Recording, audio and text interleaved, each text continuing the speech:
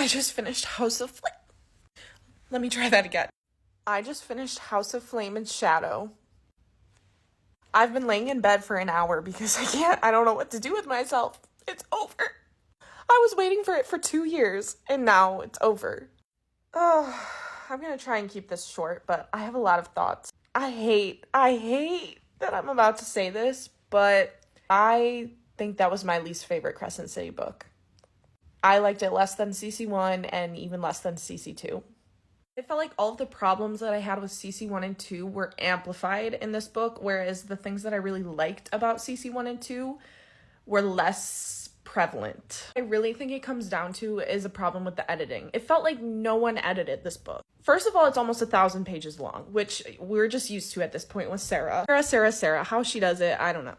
But there were several plot lines that I don't think needed to be included. They didn't add much to the story. Think like Therian from CC2. Every time we got Therian's perspective, I was skimming right past that. There were multiple character storylines like that in this book that I just don't think needed to be included. I found myself bored while reading them. And when you're approaching a page count of 1,000 pages, like, you gotta cut some of that out. Like, what happened? I should have been glued every second to the page, but you know what? I was bored. I also caught 5 typos. That should not happen. Another thing that I didn't like, Act 3 was so ridiculous to the point of almost being unreadable.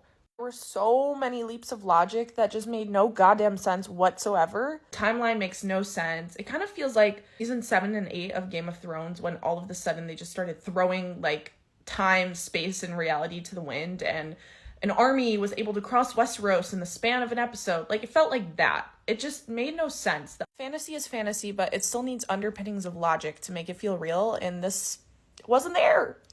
And I think it lacked the emotional heft that was what I really loved about Crescent City 1. The beating heart of CC1 is Bryce and Danica's friendship. The end of CC1 made me bawl my eyes out. And that's what I wanted from this book. That's what really draws people to the story. I think that Sarah has kind of sacrificed the more emotionally rewarding storylines in favor of more plot. And there was so much exposition, lore building, lore dumping, and it completely overshadowed any sort of emotional touchstone that made me feel more connected to the characters. We will see what everyone else thinks after it comes out on Tuesday, but I am so disappointed by this book, and I hope others feel differently because, damn, that was a bummer.